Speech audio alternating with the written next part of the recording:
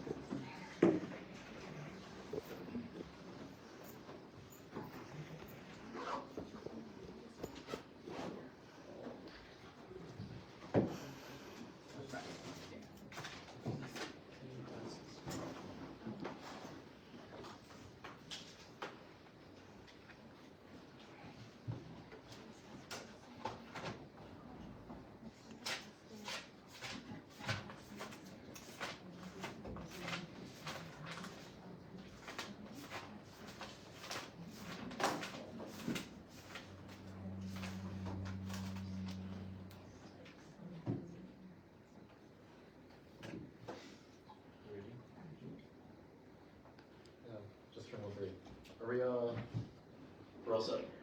Great, well, thank you everyone for being here. I know this press conference invitation came a little bit late. It was this week. We met earlier this week and decided that this would be the best time to do this. I'm C.J. Bermudez Jr. I'm Executive Director of the Governor's Council of Economic Advisors. I appreciate having representation from both the Governor's Office and the Lieutenant Governor who co-chairs our council here today, along with board members from MBA, CPA, and our other partner agencies. We have a great announcement today. The council met earlier this month for its first meeting, and we're glad that we're continuing to see progress and interagency collaboration across the Commonwealth. We're going to start with just some brief remarks from some of our members of our core team here today, and then we'll move on to a presentation from Mariana's Visitors Authority, and then we'll open it up to the press for questions. But without further ado, I think we can, Joe, do you want to get started from the council side? Companies and Tirawami, trick or treat. Unfortunately, no tricks are appropriate for a time like today. Instead, as co-chair and on behalf of the Governor's Council of Economic Advisors, I'm pleased to treat the Marianas with today's announcement. Buenos para todos Samzu ni presentes and siya ni manayaga ni social media. Welcome to the launch of the Cinema Tourism Recovery Task Force. This marks a vital step toward revitalizing our tourism industry, our main industry that has sustained the cinema for decades. The industry that touches every part of our community, every person. There's no other sad proof of this than the austerity measures and reduced hours that many in our community are faced with, because our government revenues are constrained due to reduced tourism activity. And it's clear, and the devastating effects are upon us. So just once again, thank you to all the task force members, which we'll announce later on, as well as government agencies, nonprofits such as the Chambers, SIPAN, TINIANS, and LUTA, and for all others that we're going to call upon. The task force will be calling upon in due time to assist with some of the initiatives that we'll be announcing later on. Thank you again for all your support. Again, today marks one of the vital steps toward revitalizing our economy by revitalizing our tourism industry. So as we move forward, we would like to ask the community for your patience and support as well. Right? If you have ideas, we're open. The council, as we mentioned before, the Governor's Council of Economic Advisors is a group of individuals that are volunteering their time. And well, the council is made up of certain individuals, but by no means are we shutting out any idea out there that would help us see them move forward. So with that, I'd like to turn it over to the chair of the Tourism Recovery Task Force, Mr. Alex Sablan, who also serves in the Governor's Council. Thank you, Alex. Thank you, Chair. Welcome to everyone of the Tirawami. Keep it brief, but basically we're coming together. We're talking about things that we've talked about in the past. There are a lot of plans out there that have been accomplished, and what we need to do is basically mull through all these plans and figure out what will stick. There are many organizations. We got MBA, CPA. They've already been talking this, so they're blue in the face. And so we need to get all of government, all of community, the whole of this effort to try to turn this around. I want to thank Governor Appetite and Lieutenant Governor Mendiola for bringing the GCEA back. There are good plans, and so we hope to try to implement some of them. I appreciate the fact that he, as the governor, has already pushed forward from his initial swearing in. He talked about cleaning up the community, and he's already working in that lockstep with the Commissioner of Corrections, Anthony Torres, S.A. Clyde Dorita, pushing DPW and other agencies of government into the Caravan Corps. But there are low-hanging fruit, and then there are mid and long-term issues that we need to get accomplished. And so we're hopeful that in the next 90 to 180 days, we will be able to implement some of these plans that have been long overdue. And we're hopeful that we can get the support of the administration, the legislature, the federal government. We're reaching into every coffer we can get to attempt to try to turn this around for all of us. And so I thank all the industry partners that are here today, and appreciate everyone's, as the chair mentioned, everyone's support in helping to bring the good ideas to the table so that we can implement them very quickly and turn the economy around. Thank you. And before we move on to Micah from MBA, I do want to recognize that this is a public-private partnership, and we also have the Hotel Association here. And we thank you for being here. It's very important that this is a public and private partnership. We move forward that way. But I'll turn it over to MBA. We'll kind of get into the nitty-gritty of what this task force is intending to do. Thank you. So we have a presentation, a few slides here, and we want to share some details about the purpose of this task force, its core members, and the intended outcomes and timelines, and then we'll do Q&A after that. So the purpose of the Tourism Recovery Task Force is to provide coordinated leadership and strategic direction to revive, strengthen, and future-proof the Mariana tourism industry in the aftermath of prolonged economic disruptions and shifting global travel trends. The Tourism Recovery Task Force aims to unify government and private sector efforts to accelerate the CNMI tourism recovery by removing barriers to growth, improving infrastructure, and restoring air service. It will develop a short and medium-term roadmap to strengthen visitor experiences and targeted marketing, while mobilizing interagency collaboration and private sector engagement to rebuild investor confidence. The task force will also advise the Governor's Office with data-driven recommendations and monitor progress through transparent reporting and accountability.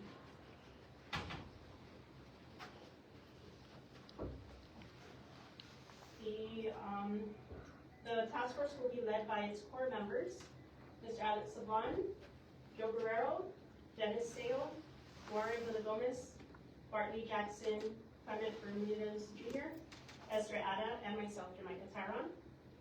And as we work through the action items of this task force, we will engage with others from the public and private sectors, such as DPL, DPW, the mayor's offices, CEDA, Commerce, the airlines, and other stakeholders to seek expertise and guidance. And we thank everyone in advance for their cooperation and support.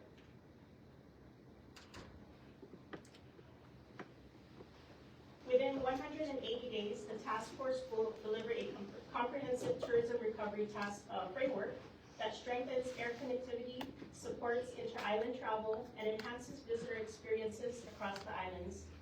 It will establish airlift and incentive programs, develop new tourism products and attractions, ensure site maintenance and infrastructure improvement, and create a coordinated marketing and funding strategy. Ultimately, it will produce a 5-year roadmap outlining concrete actions to grow markets, expand routes, and sustain tourism developments for Saipan, Tinian, and Rona. As mentioned, the task force will be in force for 180 days from its first official scheduled meeting, and our first meeting is scheduled for November 12th. The task force will meet every second and fourth Wednesday of each month, and the task force will remain in full force until May 10th, 2026, and it may be extended if required. Okay, so any questions?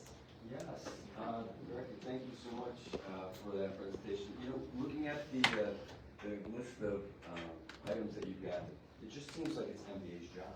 So can you tell us how this differs from what MBA is already doing? Yeah, thank you for that question. So this will bring together both the public and the private sector, and that's really been, the private sector has always, and the public sector has always been there, but it will really kind of bring everything together more coordinatedly and so we can collaborate more easily.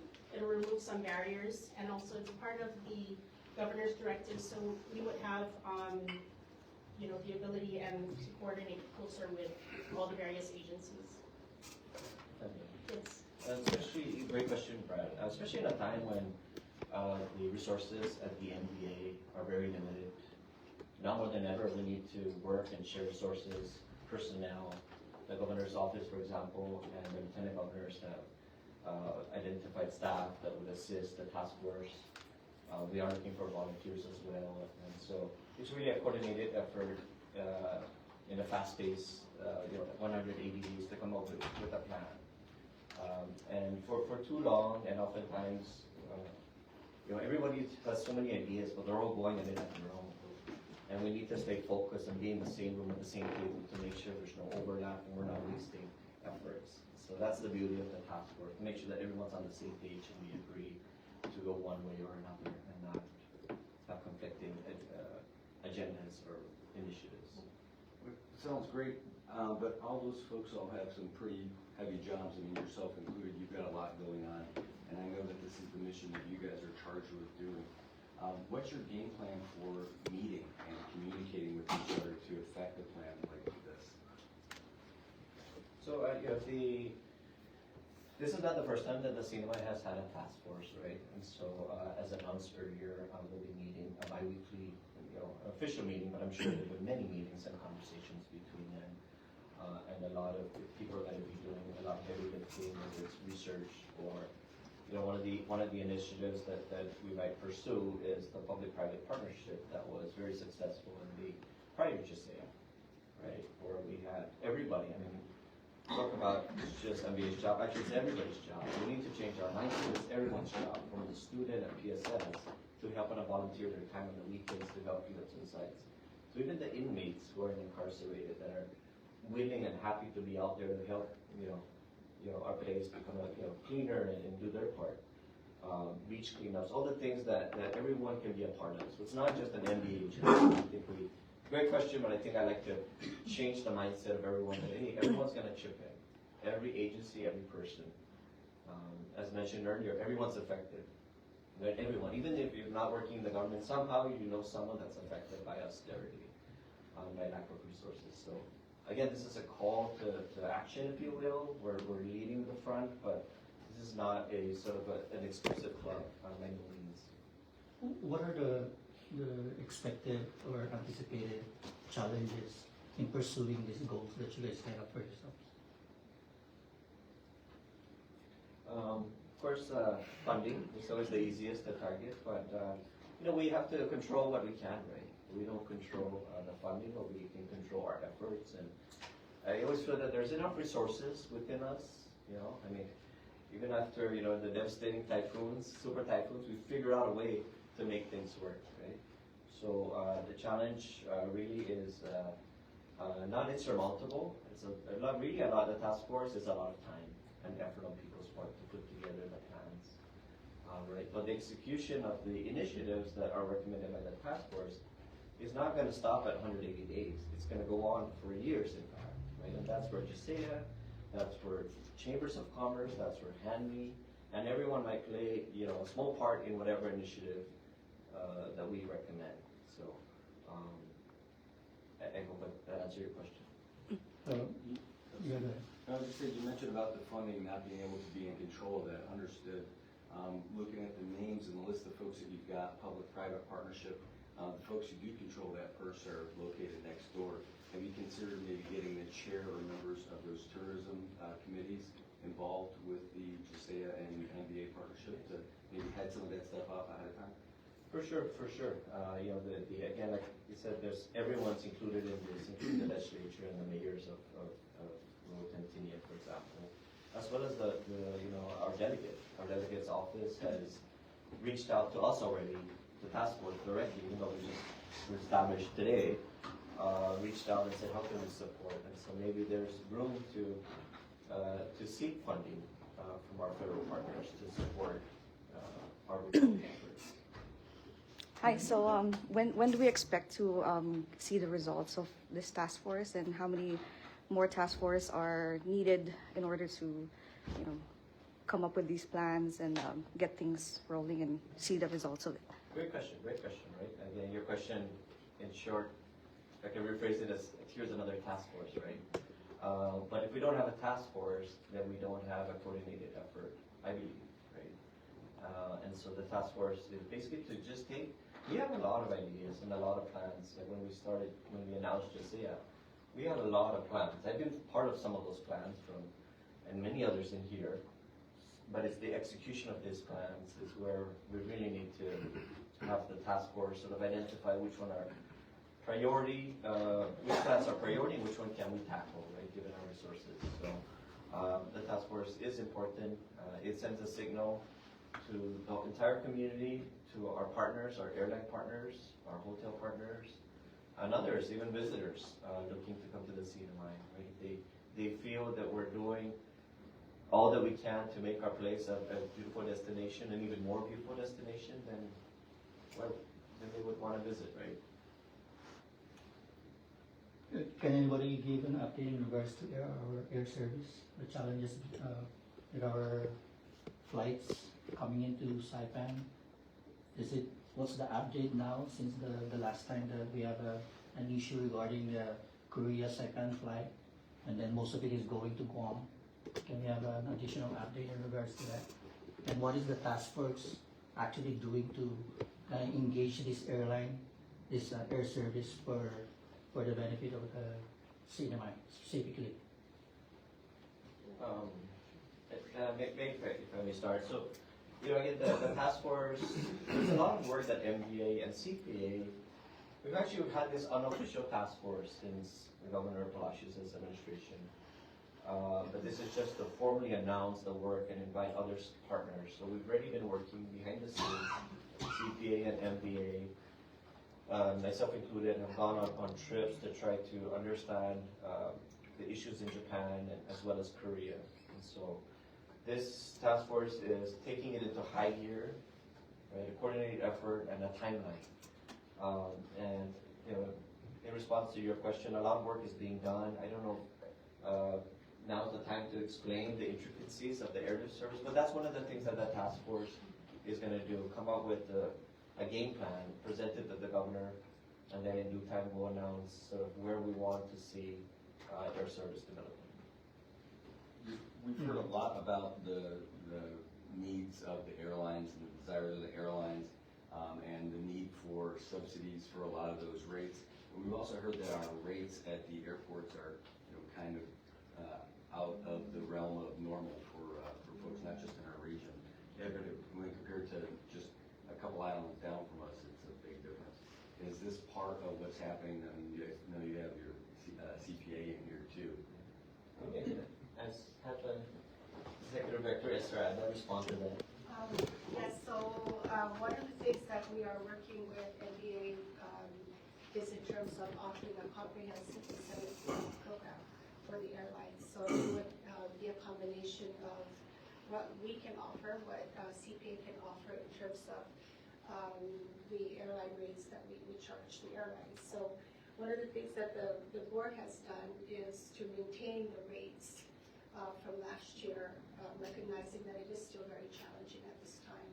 So we are working together with NBA, as Chairman Joe Guerrero has said, is not only just offering a singular incentive program from NBA, a singular offer from CPA. So what we're doing is combining it together and creating a CNMI-wide incentive program that would be offer the incentives, the economic incentives to the airlines, and also what we can offer from the CPA perspective, because as you know, we have to be self-sustaining, right? So we can't offer too much, but we are willing to work with the airlines and with MBA to offer what we can to continue to maintain our services with our partners right now, but also to entice additional airlines to come in. Does changing the size of CPA to make it more sustainable enter in this conversation? CPA is looking at cost containment initiatives as well. We are not immune to the challenges of that. So we are doing our part as well to maintain our costs, but also not jeopardizing the safety and security of our traveling partners, our traveling customers, and our employees. I mean, to give an example, the recent Browns World conference or event in Hong Kong, where MBA and CPA joined forces to attend. and meet directly with airlines, and some of which there are current discussions ongoing with a few airlines to start service to the CNI for the first time. So we can't divulge who they are, as it's premature, but there is interest to come to our market. That's the good news, but still the industry is suffering from lack of aircraft. Many of the airlines that do want to fly here don't have enough aircraft, and so we have several challenges on that front, but make no mistake, I'm very pleased how the two former co-workers from DFS and the two women as well are leading the front in negotiating with airlines with the support of many others. So, as when the timing is right, announcements, you'll be the first to know of your airline coming in. So, hopefully soon. On the top of that, there's just some involvement from the private sector, and even there's a hotel as well. And we are currently working with another business partner, the courier based in Hong Kong, for another chance to bring them as a charter for starting as a charter, seasonal charter, but ultimately having them as a regular flight. And even in Korea, we are business partner in the private sector. They are working with some the LCCs, for winter season charter. As on those discussion, probably we get the certain agreement next week, hopefully, and then we probably have the charter from the Busan and another charter from the Incheon. As I said, going to be like a seasonal charter first. Our ultimate goal is to have them as a regular flight at the end. So basically, there's lots of collaboration ongoing between the facility, government agency, and private sector as well. Vice Chair, I think for the public, maybe we should reiterate what CPA just said. They just did a great reduction for the carriers. And so, I mean, for those that didn't really understand how they have to delicately balance, they've rolled back rates in favor of the airlines. So they reduced the rates, to answer your question being very expensive. The government side has done that, and I applaud CPA for doing that. It does certainly add towards trying to attract new carrier, new air service. And I just saw it come out yesterday. And I can tell you that message went to all the carriers that are already servicing the CNMI. And we hope to use, I'm hopeful that the task force uses that again as a tool to bring in the new players, or to entice the existing players to add service. So in layman's terms, they rolled back the rates. Okay, yeah, sure. Makes sense what you're doing. Can you provide any specific numbers for, we can all say that it's reduced, but we want to know what kind of rate are we talking about here? It's approximately, I think, 30% from what it should be for the fiscal year 2026. So it's the same rate that they've been paying since last year. So there's no change to their rates. Then it also depends on whether it's a commuter airline or an international airline. Did I hear that right, Director? Are you saying that the rate should be 30% higher, but we didn't reduce? That's the rate reduction program. Is that they should be Yeah. 30%? We kept it at what it is currently, so that they do not have an increase in the rates. So it's the same as last year. So it hasn't been reduced, it's just stayed the same. It stayed the same. But it is a reduction of what it should be for Yeah, 2026. The carriers were given notice that the increase is imminent and is gonna happen, and that's where you got all that pushback. So CPA announcing that it's basically saying where it is absolutely good news. When you guys meet with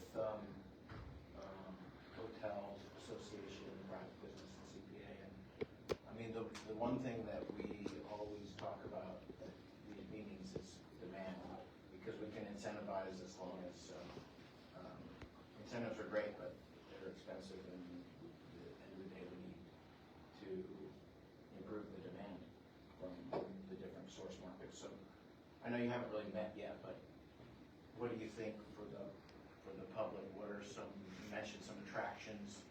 We haven't had anything new in a while. We've had a lot of things close, and we've got some dark streets and Garrett Penn. So when people come here, people who've been here before, they're getting something that's unexpected. So maybe some. We've got the northern tour sites are going to be renovated, so that's one big thing. But anything else that you guys are talking about or that you want funded that would help drive some demand down the road? Yeah, thank you for that question. So, yeah, the north, our ITV just closed yesterday, and we received 9 submissions for the north project, which includes Bird Island, like a full renovation of Bird Island, some improvements in Suicide Cliff, and Last Command Post. So in the next few days, we'll be selecting the final vendor who will complete that project. There's also a project that we're working with Grants Management Office for Bonsai Cliff renovations. So we are working to improve our destination as much as we can. But one of the exciting things that we're working on right now is our global branding. And I think this is a huge, something huge for us that will help us to reach out globally, not just to our source markets as we normally have been focusing on, but to try and attract travelers from around the globe to come to our islands to experience what we have to offer. So we're trying to attract the right travelers who are looking for our product. And on that note, our visitor trends have changed significantly in the past year even. And it does require us to develop new products to attract those new trends of travelers.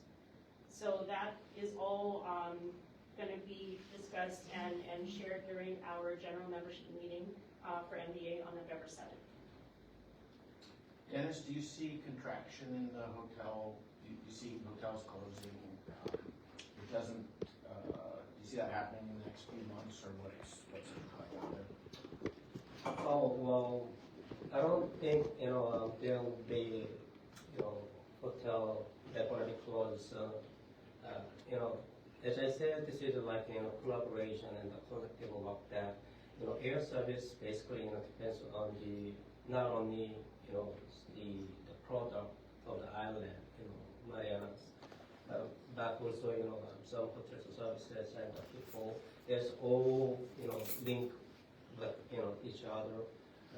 So, we are, currently, everybody, working hard at this point. The purpose of this tourism task force is to bring back the economy of the Marianas. And we're hanging there, even if, as we are having, we are a little, struggling ourselves, we are there still, hanging there, and we do, whatever we can do, in terms of the product sales of the hotel and bring the tourists back. So each of hotels, I believe, they are doing their, best of the best, at this point, even though, they are like, some resources, constrained, but still they are working hard, I believe. So I don't think, there will be any hotel who are gonna close. So. I want to be respectful of everybody's time. We're pushing 30 minutes now. But any other questions from our media partners? I will say that there'll be a readout and press release shortly from GCEA and MBA, kind of highlight and cement what was presented today. And then we'll give you a copy of the presentation as well. But any other questions from our media partners, from our board members, private partners? You mentioned folks are here representing the governor's office. Who's representing the governor's office? So I think by default, the Governor's Council of Economic Advisors is representing the governor's office and board advisors to the governor. We do have support from a lot of his staff. We also have members from the Lieutenant Governor's office here representing the Lieutenant Governor today. But the this really is a collaborative effort across both offices, across GCEA, the Governor House entity, MDA, CPA, and our private partners, like you mentioned. If I can add, both the Governor Aptang and Lieutenant Governor Menyoning are in full support, and we're very grateful on the private sector. I have not seen this level of collaboration and open door in a long time.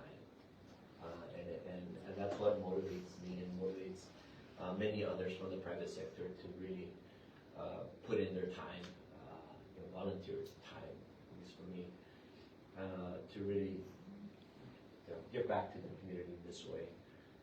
The task force, I mean, some of the, other than the tangible reports and initiatives that you'll be seeing, what this task force will also serve as a signal to the community to not lose hope and know that their government and their private industry is here for them, and we're working hard to help ourselves. So hotels don't close, people don't leave the island. If you're thinking to leave the island, be a part of the change, volunteer. We'll be seeking a lot of volunteer work across all 3 islands. So again, thank you in advance for everyone for their support, and let's help each other out here. So thank you. If you're I'm sorry, sorry. Last minute, I was waiting for, my name is Dolores Kiyoshi. I'm also the director of the CPA representing Tinian. I'm a veteran, and I'm returning back after 30 years in the Army. I'm coming back to Tinian to help our economy nationwide. So one of the things that I would like to ask the task force is when you guys are working on tourism recovery, is I like to see break down to 3 different areas, right? When we say tourism, we talk about outside islands like Asia, right? They come in for about a week. The other one that I'd like you to focus on is called the visitors. These are like the people that want to come here for a weekend trip, like military usually, from Guam. They're always looking forward to doing something for their family on a 4-day weekend. And then we call it I call it the locals. Families that want to do reunions. They have funerals. They have summer vacation. Right now, for a local, there's a funeral in Saipan, and the majority of the families in Tinian, what they realize is that instead of spending $150 for one person, right, they'd rather just give that money to the family in Saipan instead of spending, even though they want to come to the summer vacation now. Before, families would travel to Saipan and shop, but now they realize that a family of 5 can cost $500.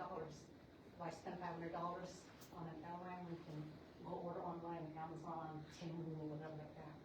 But I would like that to be available for the families. So when there's a reunion, there's a funeral, some vacation, have them be able to travel the 3 different islands and work in our locals first. And one of the things that I was looking, I know it sounds simple, but when you book an airline or a trip in website like Cheap Air or what's the other one, right? They say, hey, we can pay your trip, but apply for this credit. We have a Bank Guam, Bank of Saipan. I don't know, is it available for these families to apply credit so they can fly?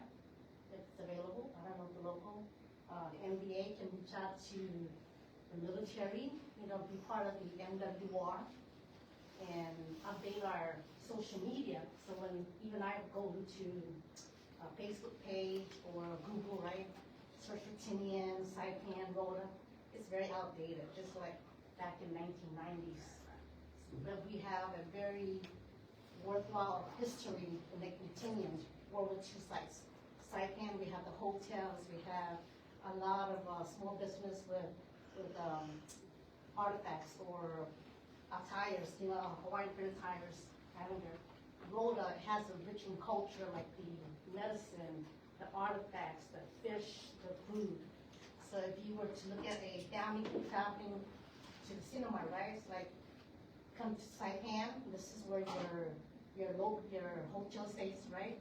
Coordinate with Tinian to come down there for a day trip of the World War II historical sites. Continue on, come back to Saipan again, stay in your hotel, then fly to Rota to reach out to the culture, the medicines, the artifacts, the food, and then go back again to Saipan, the hotel, then go back home to wherever they come from. It sounds simple for me, because I'm local, looking at the military. And believe me, every time we have a 4-day weekend or once a year, the military, you wanna take a family out for a nice trip. Sinamai, it's definitely the place to be. It's always warm every year. And then in Japan, Korea, it's cold here right now, right? So before, I remember about 10 years ago, every time when it's winter time, we have a plethora or a lot of visitors come down here because this is nice and hot. The beach are beautiful, clean. The people are very welcoming. So let's bring that back to our tourism / visitors / our locals. So that's just my comment. Thank you so much for that. You're welcome. Well, we had a message about Tinian and travel and all that. Just one more quick question for you, Madam Director. The commuter terminal, I think it was supposed to start at the beginning of the month. Do we have a target for when that will open, and maybe some insight into what's holding up the opening of the commuter terminal? So the commuter terminal is, we do have an official opening date. It's on November 17th. There's just some punch lists that needed to be taken care of. Those are already all addressed. So CPA is working on sprucing up the exterior, getting the interior ready, and we're opening on November 17th. And you're invited. Thank you so much.